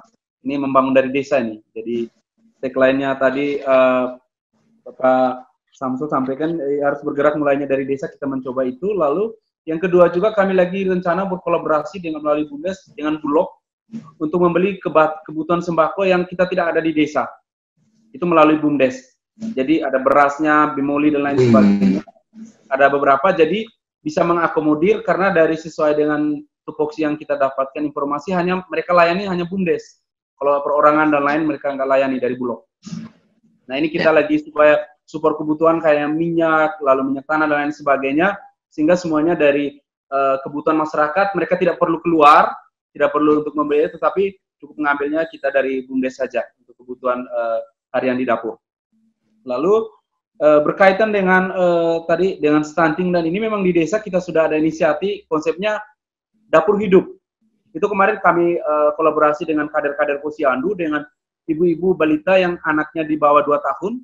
Kita fasilitasi untuk membuat dapur hidup. Di tiap rumah itu wajib membuat di pekarangan rumahnya itu wajib membuat untuk suplai kebutuhan makanan anaknya, sayur sehat. Jadi kita suplai sayur, lalu juga bibit-bibit mereka tanam sendiri, kontrol sendiri untuk makanan harian anak itu sudah berjalan dari 3 bulan yang lalu. Lalu kita juga membuat programnya Posgizi. Posgizi itu maksudnya kemarin bekerjasama dengan Puskesmas itu untuk selama sebulan sekali pada saat Posyandu itu ada program bagaimana makanan yang sehat itu seperti apa untuk kasih makan bayi. Itu jadi olahan dari bahan yang ada di sekitar rumah tangga, diolah, dibuat semacam kelas memasak. Yang adalah ibu-ibu sendiri yang memasak. Dan ini lokasinya di kantor desa sebulan sekali. Dan ini jadi situ selain mereka mendapatkan edukasi dari pendamping dari puskesmas tentang gizi dan lain sebagainya, tetapi juga pola makan yang baik itu seperti apa sesuai dengan standar gizi yang ada. Nah, itu yang inovasi kita di desa. Lalu terkait dengan dapur kita juga, kami lagi mencoba untuk beberapa kebutuhan pasar karena mereka yang meminta juga karena di sini kami tidak ada, misalnya ikan, tempe tahu, lalu juga ayam dan ini. Lalu ini yang membuka juga peluang yang bagi kami di BUMDes untuk bisa bagaimana menjangkau juga untuk kebutuhan yang orang butuh di rumah saja tapi bisa belanja secara online. Lalu terkait dengan yang tadi itu mungkin inovasi lain yang coba kami di sini adalah bahwa kami di sini juga kemarin barusan selesai dengan dana desa juga untuk air bersih, penyaluran air bersih. Tapi syukur juga ada bantuan juga dari lintas sektoral. Saya konsepnya terintegrasi, sumbernya tidak hanya satu. Jadi kemarin kebetulan dari dana desa sekitar 200 juta, ditambah dengan program dari Kabupaten Pamsimas, ada Pamsimas, dan juga ada swadaya dari masyarakat untuk mendukung untuk program air bersih, ditutup tambah dengan Pertamina. Akhirnya kita sambungan rumah. Jadi sekarang untuk di desa Soko Barat orang sambungan rumah semua SR, semuanya udah airnya tinggal di rumah aja udah bisa itu. Dan ini menjadi bagian dari aset BUMDes. Saya barusan minggu kemarin baru membentukkan kepengurusan untuk urusan air ini supaya masyarakat bisa tiap bulan ada iuran sebagai PADes yang ada di desa, supaya ini bisa untuk penegasan melalui Perdes untuk penggunaan air minum bersih. Dan kita harap tidak hanya untuk air bersih untuk minum konsumsi harian, tapi bisa untuk dapur hidup tadi, supaya di pekarangan itu bisa itu, ditambah dengan impact-nya juga karena kita di Dekotourism itu untuk mendukung program kepariwisataan, sehingga homestay dan lain sebagainya itu air bersih bisa membuat untuk dampak yang lain. Kami mikirnya juga karena ini kalau ke depan untuk daerah orang Kakelimu itu pasti lewat, kenapa tidak untuk melalui air bersih ini buat untuk demplot untuk orang isi ulang. Jadi kan untuk wisatawan itu biasanya refill water, jadi ada untuk pengisian ulang, dan ini kan boleh juga gitu kan, semacam itu untuk bagian dari unit bisnisnya BUMDes. Kalau di BUMDes sendiri, selain konsepnya dapur kita untuk sayur-sayuran, kita juga karena berbasis potensi yang ada di sini, kita ada kopi, lalu ada beras hitam, dan ini kopi ini ada gelang kopi ya, ini aroma orang yang lagi capek, dan ini yang lagi corona tinggal cium gini udah aromanya udah bisa segar. Lalu ada pengharum ruangan, dan ini untuk usaha-usaha kita yang ada di BUMDes. Lalu pertanyaan aja mungkin tadi belum sempat terjawab, mungkin terlewatkan, dengan aparat desa dan yang BPD, apakah mereka layak nggak untuk terima BLT? Karena mereka dari ADD kita itu di bawah 500 ribu penghasilannya. Tanya aja Pak. Memang secara regulasi di situ tidak termasuk dengan aparat desa. Tapi aparat desa untuk KAUR oke. KAUR, lalu kepala desa, sekdes. Tapi yang kepala dusun gimana? Karena kami di desa di kabupaten ini masih di bawah 500 ribu. Dan yang terakhir terkait dengan beberapa program usaha yang kami buat di desa sendiri juga sebagai inovasi, karena kami di sini lagi konsepnya desa layak anak. Jadi desa layak anak kemarin untuk penanganan COVID itu selain kami siapkan karantina mandiri, lalu yang kedua juga untuk melalui konsep dapur kita, yang ketiga itu kami siapkan juga untuk pelayanan untuk pendidikan melalui peminjaman buku secara bergilir, kerjasama dengan perpustakaan daerah. Jadi per 2 mingguan di rolling, sehingga anak-anak masih tetap bisa baca buku, bisa aktivitas untuk bacaan untuk terkait dengan COVID-19. Dan begini Pak Samsul, kami di desa ini saya agak sedikit cemas, karena sumber untuk bantuan di desa itu akan tinggi, akan banyak, bukan hanya tupoksi dari dana desa aja. Jadi APBD 1, APBD 2, belum lagi dari Kemensos, lalu lagi mungkin dari yang pihak yang lain. Makanya saya di desa sendiri itu memang real berbasis data supaya tidak tumpang tindih. Jangan sampai ada yang pendobelan. Ini kan misalnya kemarin saya baru dapat dari Kitong Bisa, Yayasan Kitong Bisa untuk membantu untuk sekitar 100 orang, bukan hanya di desaku, juga desa lain untuk membantu ibu hamil untuk suplai sembako untuk mereka. memang berbasis datanya ada di desa terintegrasi sehingga tidak tumpang tindih, ada yang 600.000 yang itu, ada yang PKH yang ada ini, dan supaya jangan sampai nama yang sama masuk juga ke dua sumber bantuan. Lalu yang terakhir Pak, kalau boleh kami minta informasi terkait dengan, karena saat ini nih kami 1% dana desa itu belum masuk ke rekening. Jadi membantu orang tetapi tahap pertama juga belum cair. Jadi waduh ini memang susah juga ini. Ini bensinnya belum ada untuk bisa jalan ini, jadi kami mungkin itu aja Pak informasinya. Satu dua kendala yang mungkin dengan bahwa mereka bisa mendukung, karena mungkin dari sisi regulasi di pihak yang lebih tinggi, mereka yang lebih paham. Hanya kami di desa ya sejauh yang bisa berinovasi yang ada di bawah kami lakukan. Mungkin itu sementara. Terima kasih Kak Nando atas penjelasannya terkait dengan inovasi ketahanan pangan di Detu Soko Barat, dan juga beberapa hal yang masih menjadi kendala juga ya terkait dengan sistem penyaluran BLT dana desa. Tadi telah disampaikan juga tentang inovasi ketahanan pangannya, memang sangat memanfaatkan peran BUMDes seperti itu ya, karena memang kalau kita tahu juga banyak peran BUMDes atau program BUMDes yang masih mangkrak gitu ya Pak Samsul ya, di beberapa desa gitu, dan syukurnya dua kepala desa ini bisa menggerakkan peran BUMDes itu dengan sangat potensial, melihat potensi-potensi lokal dan juga mengatasi masalah yang memang dari dulu menjadi masalah di desa-desa NTT seperti terkait gizi, stunting dan lain sebagainya. Dan mungkin Pak Samsul ketika menjelaskan nanti bisa berawal dari penjelasan dulu Pak terkait dengan BLT dana desa, karena ada pertanyaan dari Kanando juga, bagaimana dengan aparatur desa termasuk kepala dusun ya, apakah mendapatkan bantuan langsung tunai ini karena mereka berpenghasilan kurang dari 500.000 per bulan, termasuk juga tumpang tindih data yang masih ditanyakan, dan masalah utamanya adalah Kanando ini belum mendapatkan rekening desanya ini dana desa Pak yang dari awal Pak. Bagaimana bisa menyalurkan BLT ketika dana desa mereka pun belum dapat sampai saat ini. Silakan Pak Samsul. Ya. Terima kasih Dewi. Jadi untuk yang kenapa belum cair, nanti setelah acara saya minta nomor teleponnya lewat Dewi, nomornya Nandu. Saya lupa saya ada atau tidak. Nanti saya coba dalami lebih detail gitu ya. Tetapi sebenarnya ada beberapa lokasi yang sebenarnya dana desanya udah hampir habis, hampir habis untuk tahap 1 gitu kan. Mereka malah nunggu tahap 2 gitu kan, karena mereka nggak bisa nyairin BLT dana desa karena ternyata dana desa tahap 1-nya udah duluan, udah cepat selesai. Gini, saya tidak menjawab secara spesifik apakah itu aparatur desa, apakah itu kepala dusun, karena karakternya berbeda-beda. Ada daerah yang memang mereka sudah cukup lumayan. Jadi dilihatnya adalah dari basis kemiskinan sebenarnya. Dilihatnya dari situ.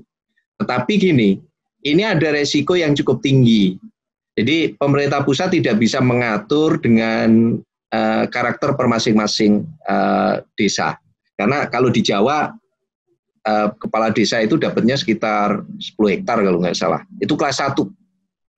Jadi di Jawa itu setahun dia bisa dapat 70 juta untuk sawah aja gitu ya, untuk sawah. Jadi untuk sawah, karena memang sawah mereka 10 hektar itu kelas 1.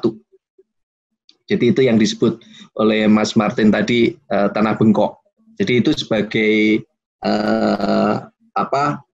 penghasilan dari kepala desa. Tetapi kan di desa-desa lain di Indonesia Timur terutama, kepala desa itu volunteerism kan, sukarelawan gitu kan, tokoh apa dan sebagainya. Jadi gini, berangkatnya mesti dari kemiskinan itu tadi. Sama, ini TKI nih, ini akan, jadi makanya kenapa diserahkan di musyawarah desa, tetapi harus ada evidence, harus ada pembuktian. Jadi misalnya, TKI mereka, kalau dari sisi kita lihat TKI begitu saja, oh dia harus dapat dong, namanya juga dia kehilangan pekerjaan. Tapi kalau di rekening dia masih ada 50 juta gimana? Ya kan? Kalau di rekening mereka masih ada 50 juta, apakah mereka dapat BLT? Lah, itu yang dari Kemensos bisa melihat itu, karena mereka aksesnya kan lewat rekening. Mereka screening lagi gitu kan, dan sebagainya. Kalau rekeningnya 50 juta, apakah mereka layak untuk BLT? Apalagi BLT 3 bulan. 600 kali 3. Ya kan? 1,8. Jadi, Mas Nando harus lihat dari sisi kearifan lokal. Dan diskusikan dengan tokoh masyarakat, diskusikan di dalam musyawarah desa. berangkatnya adalah dari mereka yang mempunyai potensi miskin ataupun rentan miskin sebenarnya. Jadi gitu. Jadi tadi mereka yang, saya sempat Mas Martin atau apa yang mengatakan mengenai mereka yang lansia, mereka yang punya sakit kronis, itu sebenarnya atas nama COVID-19 itu bisa dibelikan vitamin. Jadi yang mesti kita jagain adalah mereka yang rentan, ibu hamil, dan mereka orang tua rentan. Itu yang harus dijagain duluan. Itu bisa dikasih vitamin sebenarnya. Bisa dibelikan dari dana desa. Nah, jadi saya tidak mengatakan, oh aparatur bisa, nanti salah operasionalisasinya. Guru bisa, tetapi dilihat dari kemiskinan mereka gitu loh. Kan dilihat dari kemiskinan mereka di dalam kondisi seperti ini. Lah itu harus dibuktikan. Jadi ada penjelasan di dalam berita acara, kenapa dimasukkan, sehingga nanti jangan sampai orang melihat, kan tadi aparat pengawas melihat, ya mereka kan melihat hitam putih, tetapi kalau ada penjelasan kan berarti ada penguat, itu kan. Kalau enggak, ya kasihan juga kan mereka, kan gitu. Nah, menyangkut mengenai air bersih, saya belum tahu persis detail yang terjadi. Air bersih itu sebenarnya bisa dikelola oleh BUMDes. Jadi mereka yang berbayar itu adalah mereka yang ditarik sampai hidran ke rumahnya. Gitu kan, sampai kran ke kamar mandi, itu mereka harus bayar. Mereka yang tidak mampu bayar, jangan sampai mereka tidak punya pelayanan. Yang mereka tidak mampu bayar dibuatkan hidran umum. Gitu kan. Nah, kalau mereka nanti bisa saja ini model dengan listrik yang tadi Mas Martin tadi mau sampaikan. Bisa aja dipasangin hidran sampai ke kamar mandi mereka semuanya, nanti diangsur, apakah diangsur dari sayur atau apa dan sebagainya kan gitu. Jadi ada banyak hal yang sebenarnya bisa dilakukan. Yang penting kan sebenarnya fairness. Nah, ke depan sebenarnya gini, ini BUMDes ini kalau jalan sangat bagus. Ke depan Mas Martin ataupun teman-teman kepala desa di Sumba ataupun di Flores, Mas Nando, jangan ada bantuan dari pemerintah itu yang disimpan di kelompok. Usahakan, misalnya ada bantuan traktor, simpan itu di BUMDes. Apakah nanti dia bayar, sewa, kalau dari desa setempat bayarnya lebih murah, kalau ada desa lain yang menyewa agak lebih mahal misalnya, dan sebagainya. Sehingga suatu saat BUMDes ini punya aset. Jadi punya aset. Jadi mesti harus dilihat dari sisi itu. Nah, tadi misalnya Bulog mau kalau lewat BUMDes, itu Mas Nando ambil bahan pokok dari Bulog. Itu mesti dicek nanti apakah baliknya bawa sayur, sehingga akan mempermudah logistik, kan gitu. Atau kalau perlu ditawarkan juga ke karyawan Bulog. Karyawannya kan banyak juga mereka, karena kan banyak pekerjaan jemur padi, giling padi, dan sebagainya ditawarkan dengan sayur itu. Jadi mereka ngedrop sembako, baliknya mereka bawa sayur gitu kan. Jadi harus dipasin jadwalnya supaya efisien. Jadi kreativitas di sini. Dan nanti saya habis Lebaran tertarik Mas Martin untuk cerita lebih detail mengenai lumbung desa, karena itu lama saya cerita banyak mengenai lumbung desa. Gitu kan, harapannya ini bisa muncul kembali, dan NTT yang paling potensi di Jawa susah, Pak. Di Jawa udah kebanyakan Indomaret, Pak. Jadi mereka udah nggak bisa lagi. Tapi kalau di NTT lumbung desa sangat ini, makanya pengalaman untuk bikin itu terutama juga pasar desa plus yang Mas Nando tadi bisa jual ke desa lain, lapak desa. Saya nanti minta untuk jadi narasumber gitu kan. Nanti kita undang desa-desa yang lain, pemda-pemda yang lain. Saya pikir itu gitu ya, pertanyaan-pertanyaan tadi, dan udah terjawab semua. Terima kasih. Oke, terima kasih Pak Samsul atas penjelasannya gitu. Tadi kita sudah mendengar beberapa gebrakan inovatif yang dimiliki oleh kepala desa ini dari Deto Soko Barat dan juga dari Tebara gitu. Kira-kira untuk kedepannya Pak, ini masih terkait dengan pandemi COVID-19 gitu. Selain dengan ada kebijakan tentang bantuan langsung tunai, apakah ada kebijakan nanti yang lebih berorientasi pada inovasi ketahanan pangan, Pak? Ini terkait dengan periode kedepannya untuk masa pandemi ini, Pak, supaya nanti bisa jalan. Ya, sebenarnya beberapa kali diskusi. Jadi kebetulan saya diminta untuk pimpin tim untuk ketahanan pangan dan pemulihan ekonomi. Jadi pemulihan ekonomi dan juga untuk ketahanan pangan. Nah, model ketahanan pangan itu ke timur yang saya punya daftar indeks ketahanan pangan. Nah, indeks ketahanan pangan ini adalah kemandirian mereka menyediakan pangan dan juga aksesibilitas. Jadi aksesibilitas itu kalau semakin timur semakin sulit karena mereka tidak menanam sendiri dan mereka mendapatkan dari tempat lain. Nanti saya bisa kirim paparan saya ini untuk bisa dijadikan referensi, jadi bahan bacaan. Nah, cuma memang kayaknya menarik kalau kita bicara mengenai kemandirian pangan di level desa yang perlu kita rumuskan konsepnya. Jadi apa yang disampaikan Mas Martin itu kan berarti kalau sampai desa itu tidak panen, lumbung desa itu bisa memenuhi makanan atau tidak kan gitu. Nah itu kayaknya perlu dihitung gitu kan. Tersedia, kalau kuda kan nggak mungkin disembelih kan Pak ya, tersedia ayam berapa gitu kan, babi berapa, terus kerbau berapa, terus lumbung desanya berapa, sayur berapa kan gitu.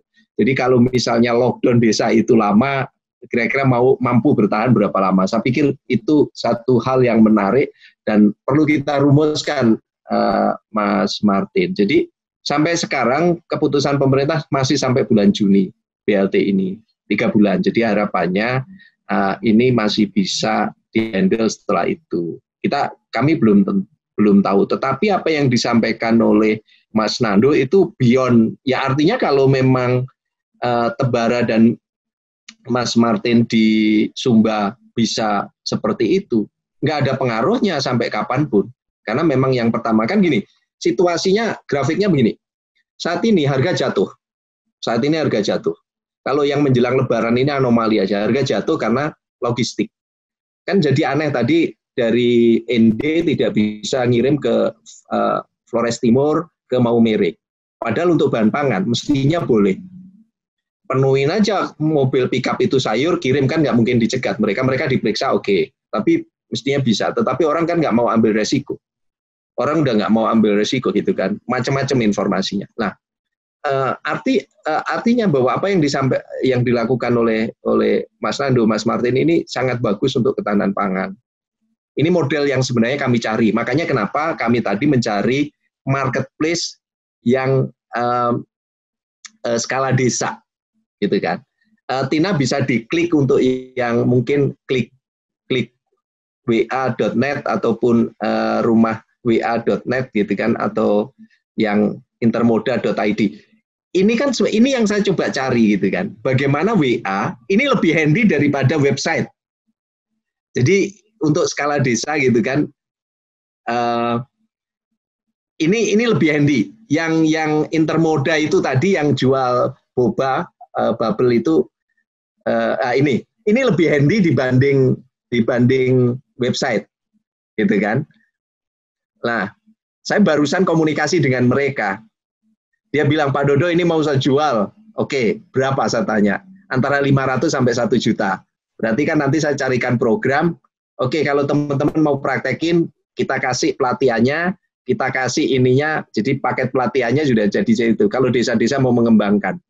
Ini kan sebenarnya sekarang udah banyak gitu kan, dan nggak mahal gitu kan. Ini kan lebih handy dibanding website, gitu kan. Dia klik di WA-nya, udah oke, gitu kan. Nah, ini yang saya cari. Kenapa? Karena saya sendiri kan saya kerja sama juga dengan Bukalapak, dengan Tokopedia, dengan Shopee. Kan nggak mungkin untuk penjual sayur di desa Tebara gitu kan, kita taruh di Tokopedia, itu akan tenggelam itu. Tetapi kalau kebutuhan mereka memenuhi di sekitar Sumba Barat, Sumba Barat Daya, nggak perlu sampai ke sana, kecuali kalau memang tenun atau apa gitu kan. Dan itu pun sebenarnya juga ini bisa di-link, dimunculkan supaya dari wisatawan lokal juga bisa nyari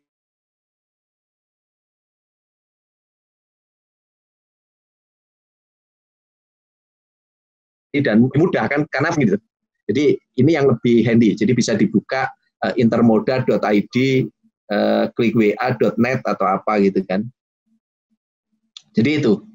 Jadi mudah banget gitu kan. Jadi barusan saya karena ini sehari-hari saya nyari terus, saya tanya terus, saya iniin supaya saya kelemahan saya kalau punya keinginan terus saya kejar, terus saya pengen wujudkan gitu kan. Jadi itu. Nah, suatu saat nanti Desa Tebara punya konsep toko online sendiri gitu kan dan sebagainya gitu kan, dan tinggal nanti packagingnya mereka apa dan sebagainya. Jadi ini yang sebenarnya perlu diekspos. Nanti saya coba garap gitu kan. Mungkin nanti sehabis Lebaran, ya Lebaran kita nggak kemana-mana juga Pak. Lebaran hari Minggu, Senin, kayaknya Rebo juga udah masuk. Nggak kemana-mana juga antara Lebaran dan tidak. Jadi makanya ya kita bisa webinar, bisa video conference gitu kan, kapan aja. Ya kalau enggak kan Minggu ya kita paling jawab-jawab, orang ngucapin selamat, orang telepon, udah gitu kan. Kita Minggu itu, Seninnya udah bingung mau ngapain lagi ini kan. Jadi itu Dewi, saya rasa udah saya respon. Nanti yang soal yang belum cair nanti saya akan kontak Mas Nandu untuk supaya saya bisa telusuri detailnya. Jangan sampai saya mesti cek syarat-syarat itu sudah bottleneck ada di mana, apakah di Pemda, peraturan bupatinya belum keluar atau apa, yang itu nanti saya bisa cek sehingga nanti saya bisa kontak dinas PMD-nya. Saya rasa itu. Terima kasih. Terima kasih Bapak Samsul Widodo atas penjelasannya, dan ini juga yang diharapkan ya oleh ITOK Suara Sabana, bahwa forum ini kemudian akan mencapai satu kejelasan ya terkait dengan BLT dana desa. Semoga bisa memberi satu titik terang barangkali yang masih menjadi kendala di beberapa desa, khususnya di NTT.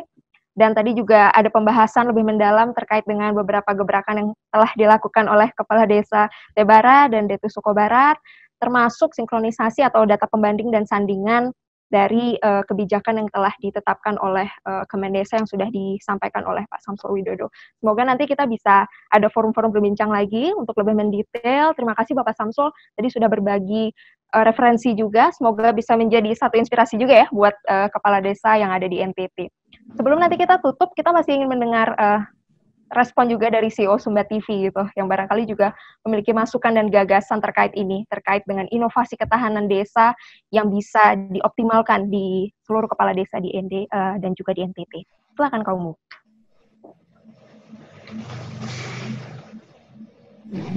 Baik. Terima kasih Pak Samsul, Kakak Martin, Kakak Nando. Tadi kita diskusi kita keren sekali. Ada beberapa yang saya catat. Sebentar, saya ada masalah teknis sedikit soal speaker. Sebentar.